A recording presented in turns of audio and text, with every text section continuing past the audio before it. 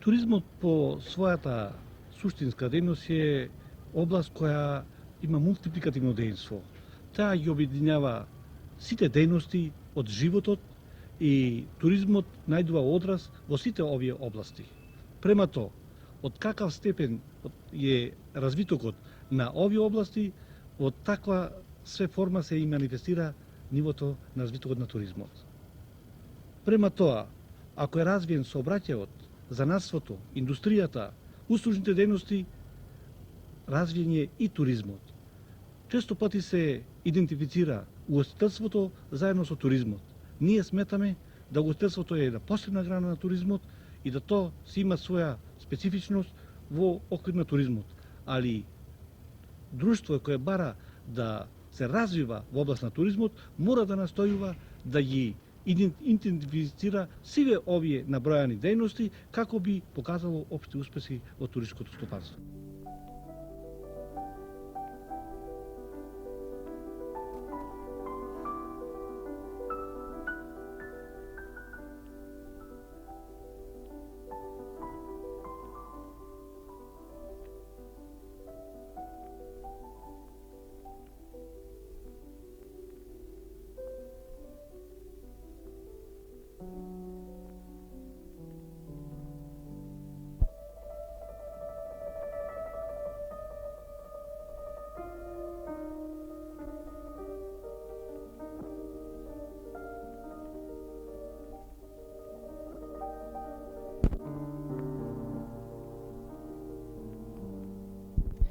Вие како научник од областа на економските науки, какво значење му придавате на туризмот? Туризмот со времето ќе игра се поголема улога. Само туризмот не може да се разгледува како изолована дејност. Она е на крај краишта резултат на развитокот на целото стопанство. Според тоа, туризмот е некој вид надградба на стопанството во целина и нешто пошироко. И инфраструктурата, и супраструктурата влијае и допринесува да се развива туризмот, како и обратно има и некоја интеракција меѓу едното и другото. Но во секој случај, туризмот изоловано не може да се гледа и треба да се поврзува со сите стопански дејности, со развојот на сите стопански дејности, а одделно со развојот на стандардот на живење. Од таа гледна точка, туризмот е заправо резултат на развојот на стопанството како целина.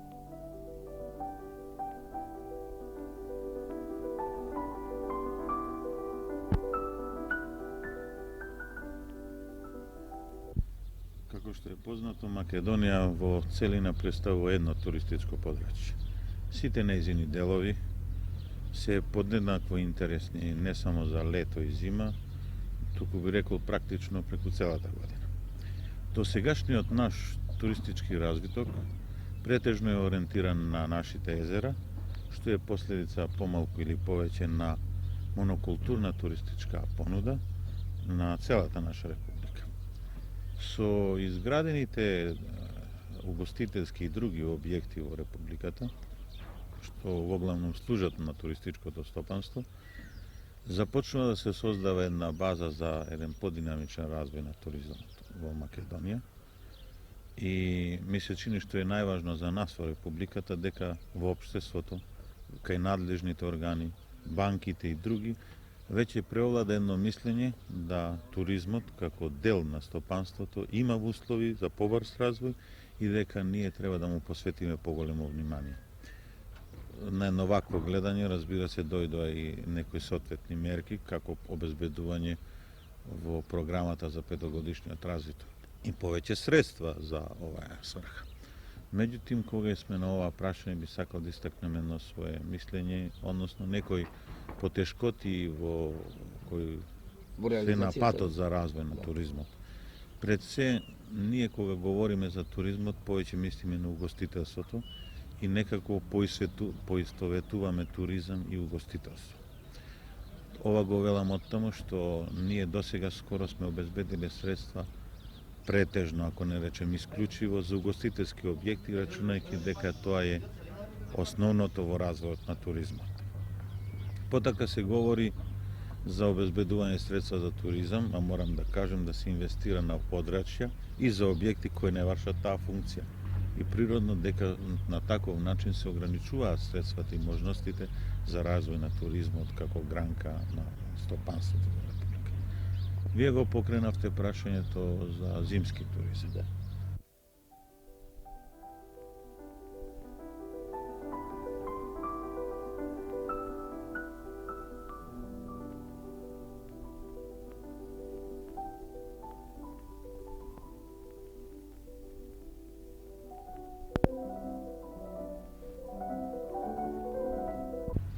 Ја воопшто можем да кажем, поради ваква состојба, од туризмот ние не можеме многу да очекуваме.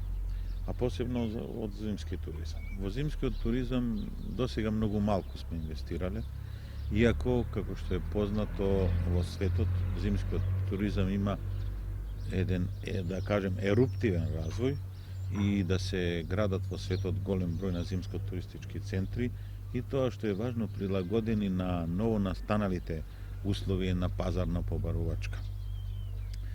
Морам да истакнем дека во нашата туристичка политика за развој, зимскиот туризам као да е занемарен. Што ми е така како вие што велите, што сметате дека треба да се стори за позабрзан развој на зимскиот туризам кај нас? Видите, обидите што ги чиниме се уште имаат некој аматерски карактер, да наречем, бидејќи се чина од друга страна, бидејќи се чина со многу ентузијазам, тие и даваат известни резултати, разбира се. Меѓутоа, основна карактеристика на почетните работи во изградба на зимско-туристичките центри, ја би го спомнал тоа Маврово, Попова, Шапка и Крушево, носат со себе и наследство на тој аматеризам и еден несистематски развој, што е за денешно време неприфатливо и економски штетно, ако си има во предвид стручните достигнувања и методите на планирање. Значи, постојната скромна можност на нашите зимско-спортски центри не е повеќе способна да ја задоволи побарувачката, ниту на домашен пазар и да сме неподготвени, онда да сме слабо развиени во сферата на понуда на зимско-туристичката побарувачка.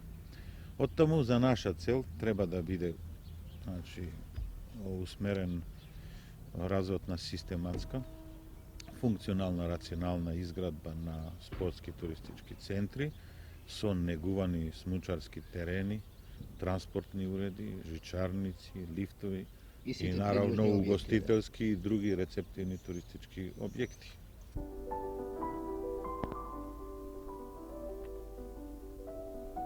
Секако под туризам не подразбираме само угостителство. Исто така под туризам не подразбираме и само изградба на објекти, на туристички објекти. Така наречени туристички објекти. Под така наречени туристички објекти денеска се подразбира изградба на хотели и на ресторани и кафани. Имате вие еден пример со Панорама. Тоа е еден или со на Преспанско езеро со хотелот Југославија. Во тие објекти денеска еден гост, еден туриста може само да јаде и да спие. А тие се објекти прилично оддалечени од поголемите градови или од градските центри. Прво, ние подразбираме под развиток на туризамот да на нашите гости им пружиме што е возможно по-комплетна услуга. Да таа услуга не се состои само во спиење и јадење, туку и во рекреативност и во забава. Тоа ние денеска го немаме. Другар Анастасов, ако сакате накусо да ни кажете какво е значењето на туризмот како стопанска дејност? На ова прашање мислам најдобар одговор ќе дадат сувите бројки за движењето на туристите во светот, како и за прометот што се остварува од оваа туристичка дејност. Според податоците на Меѓународната туристичка организација, во 1971 година со туристички услуги се служеле преко 200 милиона луѓе и при тоа е остварен промет од близу 20 милиарди долари.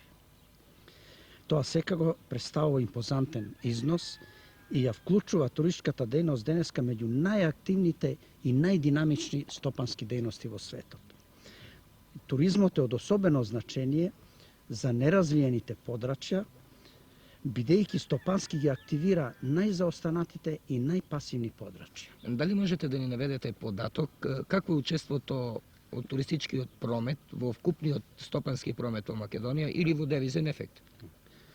Вистинскиот износ на прометот е тешко да се установи, бидејќи од туристичкиот промет непосредно или посредно се остваруваат повеќе стопански дејности во угостителството, во трговијата, во сообраќајот, во земеделието и во други стопански области. Но ако го гледаме ефектот од туризмот во една од најизразитите туристички дејности, во угостителството, тогаш ќе видиме дека динамиката на прометот во оваа стопанска дејност последниве години ги надминува сите други стопански дејности кај нас. И просечниот годишен пораст се движи редовно над 20%. Дали е тоа доволно? Тоа е не само доволно ако гледаме од стопанска гледна точка, но секако представува многу динамичен развој, особено за онаа ниска база во која се наоѓа нашето туристичко стопанство. Во тој поглед, меѓутоа, попрецизни податоци имаме за девизниот ефект од туристичката дејност кај нас. Во минатата година, девизниот прилив по основ на туризмот изнесуваше околу 22 милиони долари. Околу 22 милиони долари, што значи дека туризмот реализира преку 20% од девизниот прилив остварен по основна стопанска дејност. Со тоа, тој застана начело меѓу одделните стопански гранки. Тоест ги престигна тутунот и текстилната индустрија, кои се во тој поглед водечки во нашиот извоз. Според вас, дали му се посетува нужното внимание на туризмот кај нас? Можам да одговорам и да и не. Зошто? Нема сомнение дека значењето од туристичката дејност е согледано од страна на сите заинтересирани фактори, и општествени и стопански. Меѓутоа, туризмот, како и секоја друга стопанска дејност, да може нормално да се развива и да донесува онакви резултати какви тој објективно може да даде, бара и соодветна материјална база. Но едно се желбите и потребите, а друго се возможностите наши. Факт е дека материјалната база на нашето туристичко стопанство е многу скромна и се уште далеку од реалните потреби. Можете ли да наведете конкретни податоци? За пример ќе наведам дека целокупниот сместувачки капацитет на Македонија едва ли е на нивото на сместувачките капацитети на туристичкиот регион, да речеме, на општината Будва. Според тоа, досегашните вложувања во оваа стопанска дејност секако не ги задоволуваат потребите и во тој поглед се налагаат поголеми напори од страна на сите заинтересирани фактори, првенствено на кредитните установи. Дали би можели да ни кажете како гледа Комората на иницијативите за вклучување на големите стопански организации во директниот развој на туризмот? Да. Комората не само им давала поддршка на овие иницијативи, туку често пати била иницијатор на подобни потфати. Мотивите се јасни. Тие првенствено произлегуваат од она што го рековме малку понапред. Унапредувањето на туризмот е условено со соодветни инвестициони вложувања, какви може да ги оствари само една крупна стопанска организација, односно само една здружена акумулација на повеќе основни или здружени организации. Со мали и растурени фондови не може да се држи чекор на туристичкиот пазар, на кој конкуренцијата од година в година се повеќе се заострува. Кај нас тоа е до толку повеќе потребно, што ние се наоѓаме во поглед на материјалната база практично на почетокот на нашата туристичка изградба.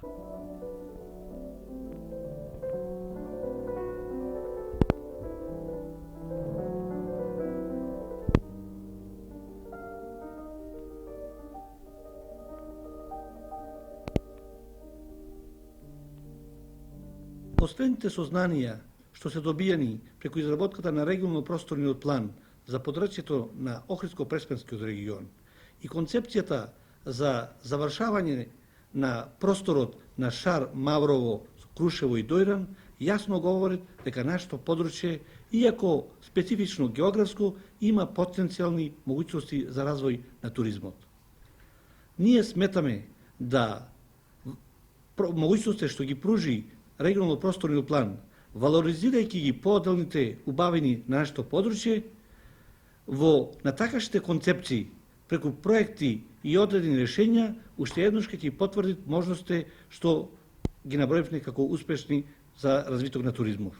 Во склоп на проектот се изврши и анкетирање од страна наши стручни лица и експертите на ОЕЦД на десетина западноевропски земји преку големи туроператорски куќи за заинтересираноста на тоа тржиште за нашиот регион. И констатирано е следното. Пред се постои мала заинтересираност за езерски туризам и тоа поради слаба информираност за неговите вредности, заправо за вредностите на нашите езера, кои се далеку по своја вредност од оние што тие ги знаат во Европа.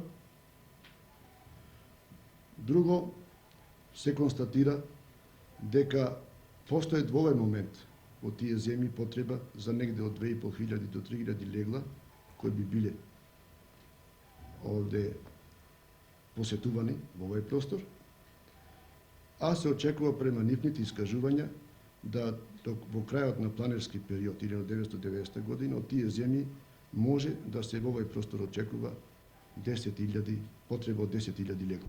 Врз основ на сите овие анализи и студии на пазарот од една страна и на просторот од друга, во склоп на проектот направени се следните квантификации на туристичкото стопанство.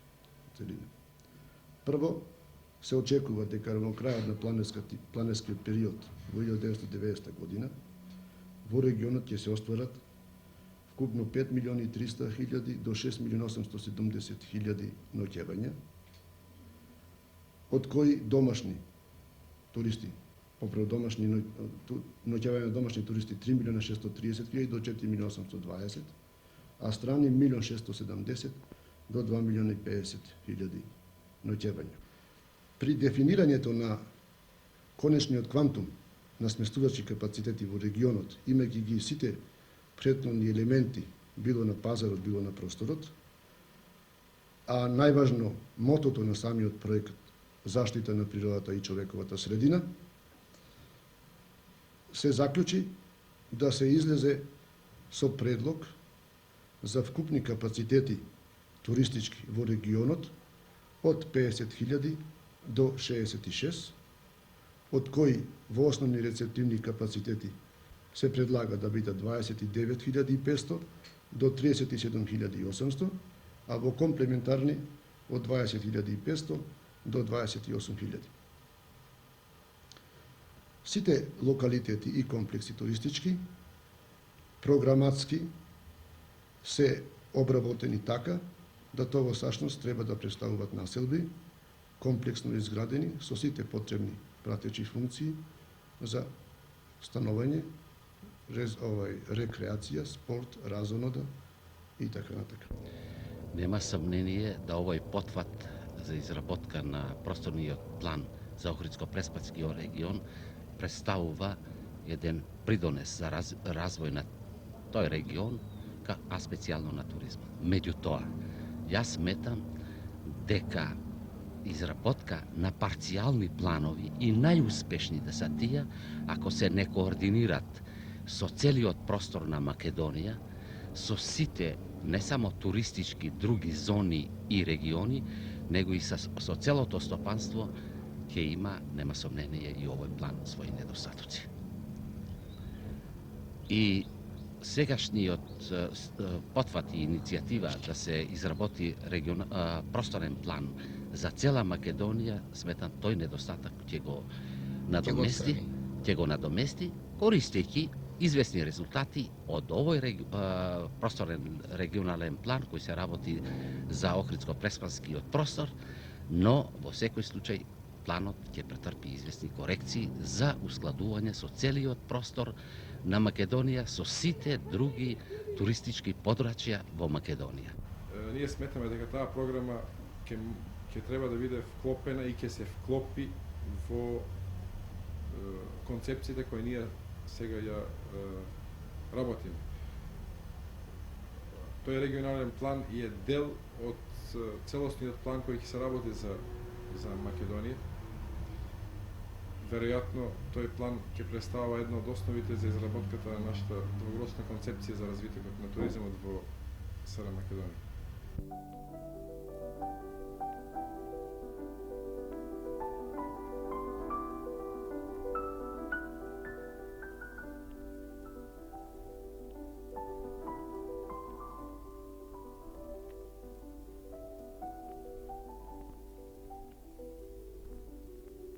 Другар Заречиновски, вие бевте подолго време наш туристички представник во странство.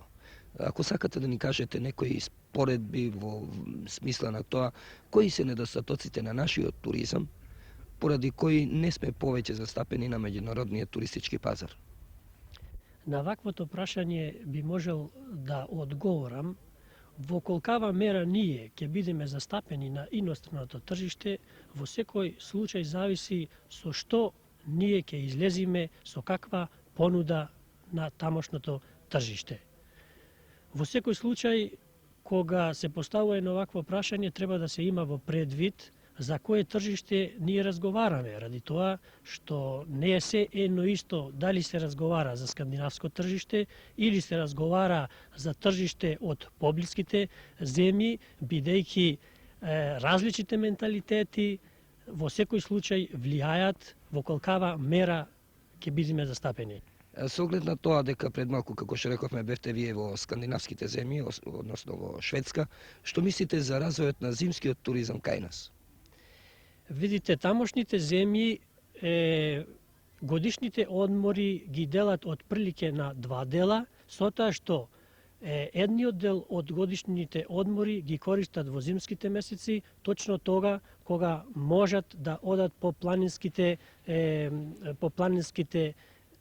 спортски терени. Така да голем дел од тамошната клиентела оди во Швајцарија, оди во северните краеви, на Шведска, Норвешка, па чак има и што доаѓаат и кај нас. Имаме ли ние во Македонија такви услови да привлечеме туристи оттаму? За таквото прашање јас би можел да речам дека во перспектива би можело и текако нешто да се сторит со тоа што на полето на пропагандата, ако бидеме активни, да можеме да презентираме се она што ние би го понудиле, се надевам дека во перспектива би можеле да очекуваме и од тие предели заинтересирани гости, туристи кои би боравеле кај нас. Штом го спомнавте прашањето за пропагандата, што сметате, дали сме ние на ниво на другите земји во смисла на пропагандата или не? Видите, прашањето на пропагандата е навистина едно осетно прашање и слободно можам да речам дека ние се уште не сме сториле тоа што може да се стори, односно што го чинат останалите високо развијани туристички земји. Дали сметате дека тоа се работи за недостиг на материјални средства или нешто друго, организација, например? Колко што се работи за недостаток на материјални средства, толку во секој случај зависи и од организацијата која треба да се спроведе.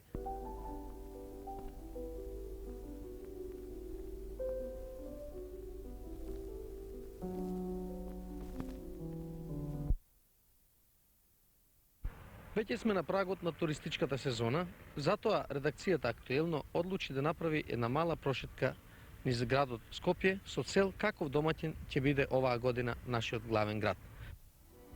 Најнапред ќе тргнеме од самиот влез на градот. За разлика од минатите години, годинава со изградбата на Олимпиското село и хотелот Континентал, капацитетот е зголемен со над 1000 легла.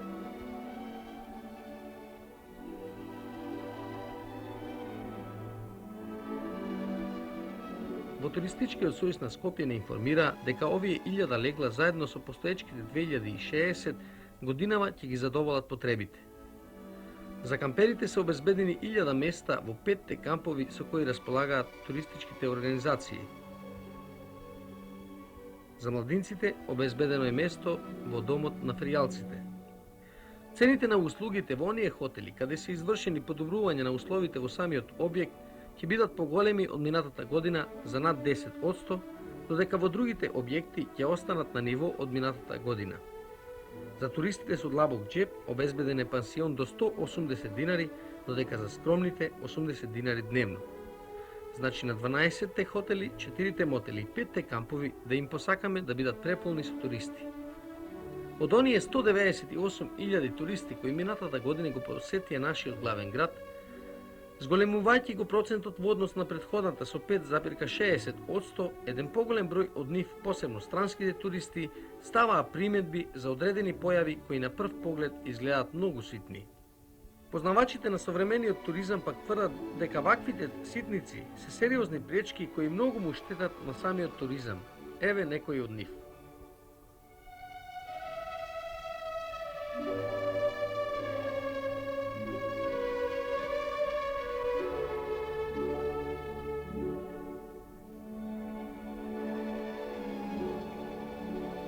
Низ Скопје поминува дел од Јадранската магистрала која се поврзува со автопатот Братство и единство. Тоа е оваа. Сите оние туристи кои сакаат да влезат или да излезат од Скопје, најнапред ќе се сретнат со ознаки напишани на кирилица како овој што го гледате овде испред нас.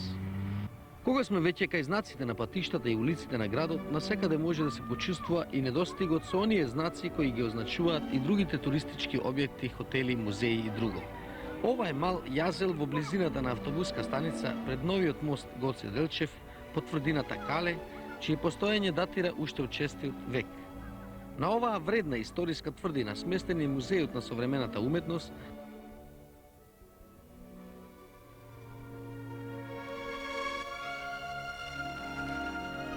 а само малку подолу црквата Свети Спас. Странецот и оној што не го познава Скопје, ако сака да ги види овие објекти, за жал не ќе може да се снајде и да дојде до нив, зашто овде ознака за нивното постоење нема. На слегување од тврдината Кале се наоѓа една од најубавите џамии во Скопје, Мустафа Пашината џамија, која ја подигнал заповедникот на Скопје Мустафа Паша, чиј гроб се наоѓа во дворот кон крајот на 15-тиот век. Дали за оваа градба од мермер и камен ќе ни објасни некој нешто повеќе. Немојте да се чудите што овде нема стручен водич, зашто таква служба во Скопје не постои, ниту по самите интересни објекти за туристите, ниту пак за нивното водење низ градот.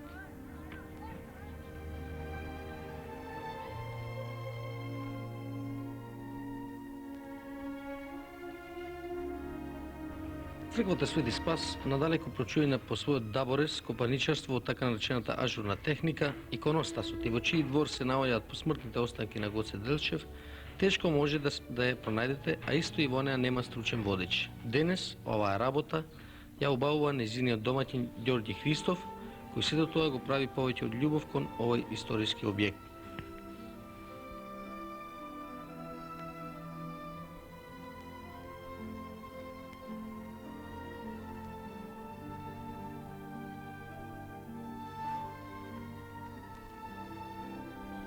Истиот проблем е и со камениот мост, на кој би можел да има барем една плоча каде што ќе стојат основните карактеристики.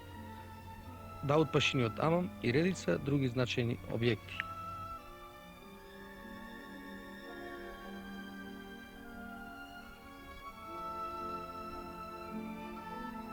Ако сакате да купите некој сувенир со карактеристика од нашето поднебје, тешко можете да го најдете. Да провериме во една од продавниците кои се специализирани за вакви сувенири. Дали покрај останатите сувенири постојат и кукли со македонска носија од ова поднебје? Постоја кукли од македонска носија и све, само во моментот не располагаме затоа што нема производители на тие кукли во Македонија. Порано имаше сувенир, бивша сувенир, тоест бистра продукт кој произведуваа, задњо време за 6 месеци ги нема. освен кукли, што недостасува на оваа продавница, а се барат од страна на туристите? Сувенири карактеристични за нашево поднебје. Специјално би требало да има од дуборез кој порано го произведуваше Охрид, а сега го изумира, тоа нема. И ние дуборез набдуваме од Славонија и така натаму во Југославија. Значи ги нема тие производи типично македонски кои се. Замислете како би изгледало кога еден странски турист купи ваква кукла која не е карактеристична за нашево поднебје и тој, не знаејќи му ја покаже некој што ја познава нашата народна носија. Како би се разочарал тој човек кога ќе слушне дека тоа не е од овај крај, туку од друг крај од нашата земја, а посебно ако тој човек е еден од многуте колекционари на вакви кукли и други карактеристични сувенири. Во развиените туристички земји, од вкупната добивка од туризмот се одвојуваат од 3 па дури до 12% средства за туристичка пропаганда. Кај нас тој процент е некаде околу 0,3%. Затоа и оној пропаганден материјал што го имаме недостасува и тешко може да се добие и најде, зашто го нема насекаде. Во мали количество може да се најде во туристичките агенции, како и некои од хотелите од повисоките категории.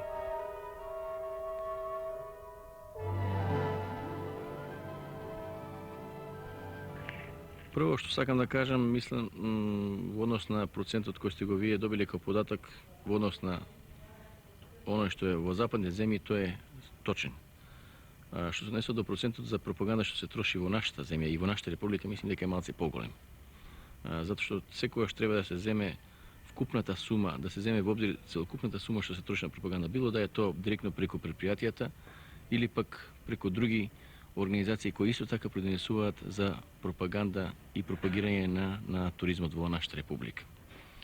Без разлика на тоа, можеме да се сложиме само во тоа дека сепак тие средства што ние ги издвојуваме за пропаганда се уште мали и недоволни за извршување за организирање на пропаганда која треба да ни обезбеди продажба на сите постоечи капацитети во нашето предпријатие. Една причина исто така која допринесува да не можеме да го постигнеме полниот погодок со средствата што ги потребуваме за пропаганда и тоа што тие средства се прилично расцепкани, раздвоени. Се трошат средства преку општествените организации, туристичките сојузи на градовите, на републиката, преку Стопанската комора и преку организациите, предпријатијата. Мислам дека би требало во таа смисла да се направи нешто што би значило да се тие средства на одреден начин обединат и да се преку едно централно тело или како да кажам комисија организирано пристапи кон нивното трошење. Да не се повторуваат одредени акции, да едни работаат проспекти и преку предпријатијата и преку други организации. Другар Атанасов, вие сте раководител на целиот овој комплекс Олимписко село и хотел Панорама. Кажете ми, на кои пропусти најмногу ви скренуваат внимание туристите кои го посетуваат овој објект? По-конкретно да спомнам дека не ни достасуваат прво како базен, било тоа од олимписки карактер, вака речено, игралишта за мал, фудбал, кошерка, одбојка, тенис, како и други пратејќи угостителски објекти во составот на нашиот комплекс овде, боксови за некои куќина, па недостатокот на гаражи, вака бидејќи располагаме со помал број гаражи, али најголема е забелешката за нерешеното комунално прашање од страна на градов како фактор, односно од градското саобраќајно предпријатие кое се уште не успоставило овде своја саобраќајна линија која е најпотребна во моментов како за гостите од нашиот град, така и за гостите туристи кои доваѓаат да го посетат Скопје. Во еден од 5 кампови со кои располага Скопје, кампот во градскиот парк, наидовне на група туристи од Аустралија. Сега ќе разговараме со Винстон Кел, кој ќе ни одговори какви се неговите импресии за овој камп. Господине Кел, какви се вашите впечатоци за овој камп? Кампот тешко може да се пронајде Нема доволно знаци. Бидејќи се наоѓа меѓу дрва и покрај река е многу добар. Сепак тушеви нема, а санитарните уреди се во лоша состојба. Кампот може тешко да се пронајде.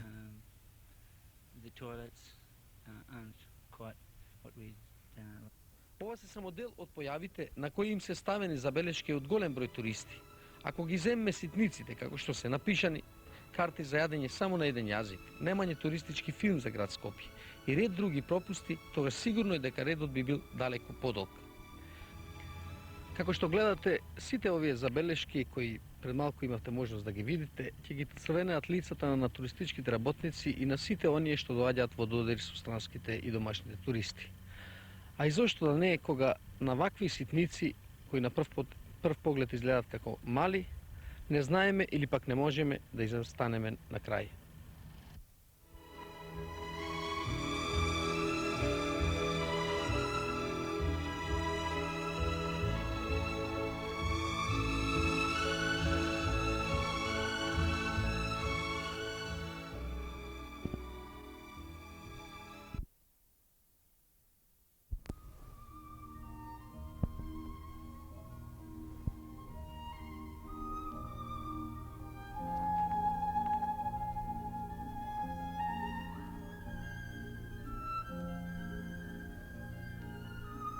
Скоро сум сигурен дека не го знаете ова езеро. Впрочем, тоа и не е чудно, бидејќи Македонија денес веќе има што природни, што вештачки околу 50 езера. Многу од нив се разбира се мали акумулации кои не влегле во ниедна карта.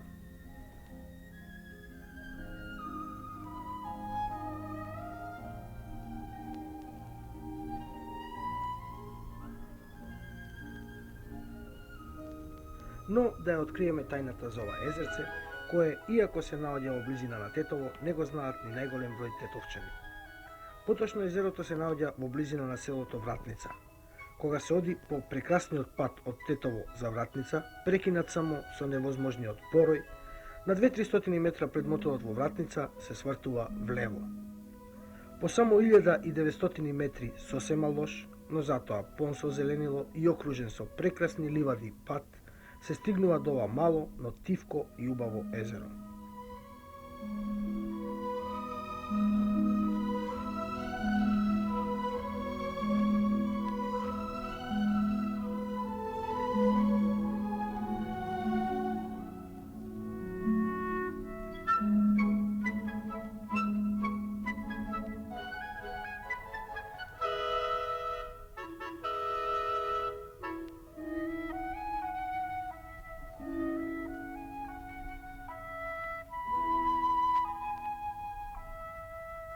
Ова езеро, направено со рака на човекот, служило како акумулација потребна за наводнување на нивите под него, собственост на некогашната задруга. Но задрugата се расформирала, нивите се продадени, а тоа се и мали површини кои не е рентабилно да се наводнуваат. Стопан на езерото денес е водостопанската заедница од Тетово. Но практично незе тоа езеро не е и потребно, а само и создава трошоци.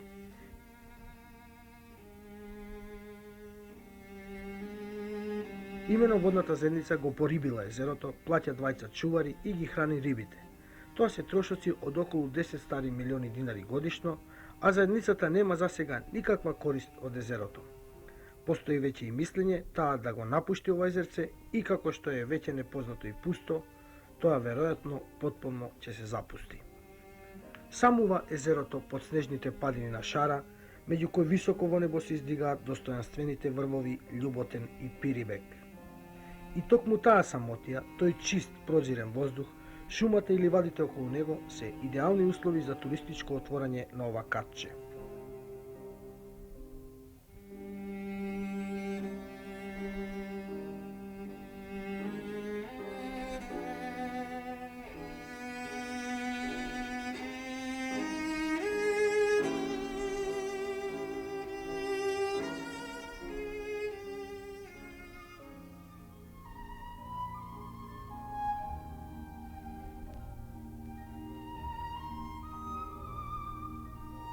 Реков веќе дека малку луѓе знаат за ова езеро.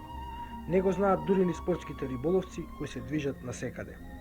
А овде условите за спортски риболов на шаран се идеални.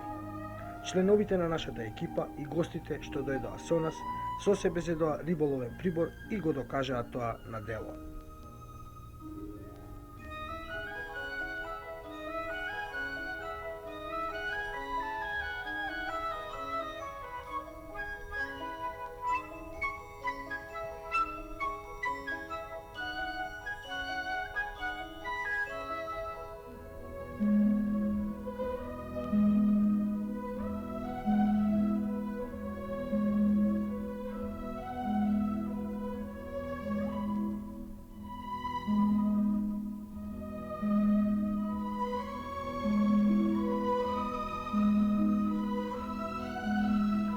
Но да ги сумираме сите убавини на овој крај.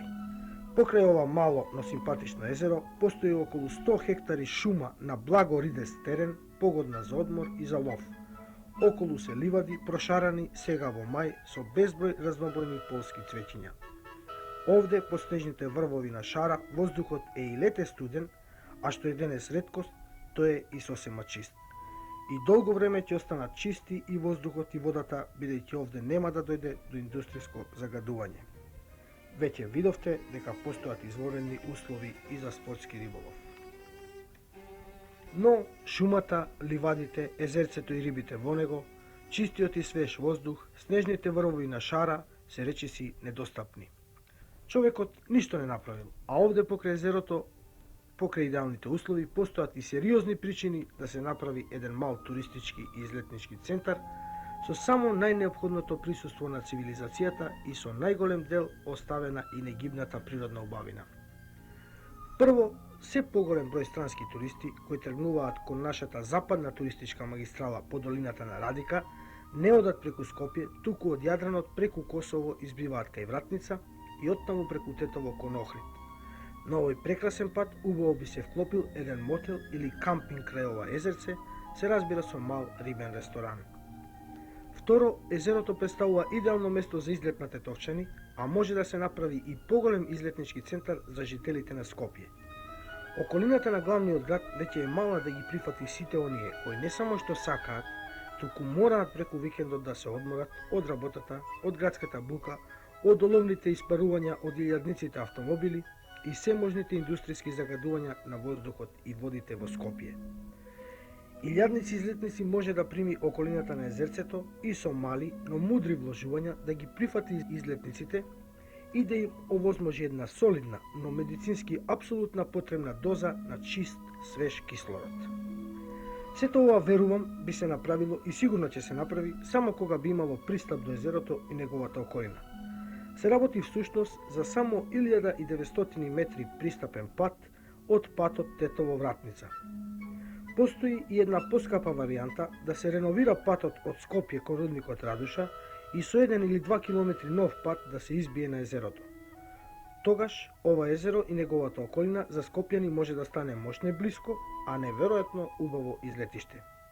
Се работи значи само за пат. Впрочем, практиката во Македонија покажа дека изградбата на патиштата го носи потоа со себе целокупниот на тамошен развој. Самува денес езерото.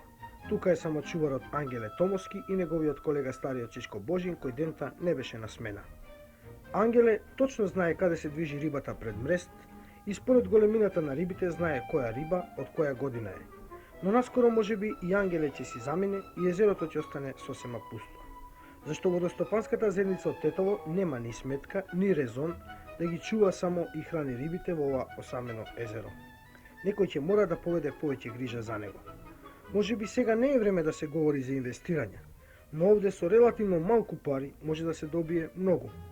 Дотолку повеќе што развиениот туризам е доходна гранка, а затоа што и чистиот воздух и свеж воздух и излетите во природата за индустриализираните граѓани на Тетово и Скопје не се забава и разонода, туку императив директно поврзан со нивната продуктивност на работното место.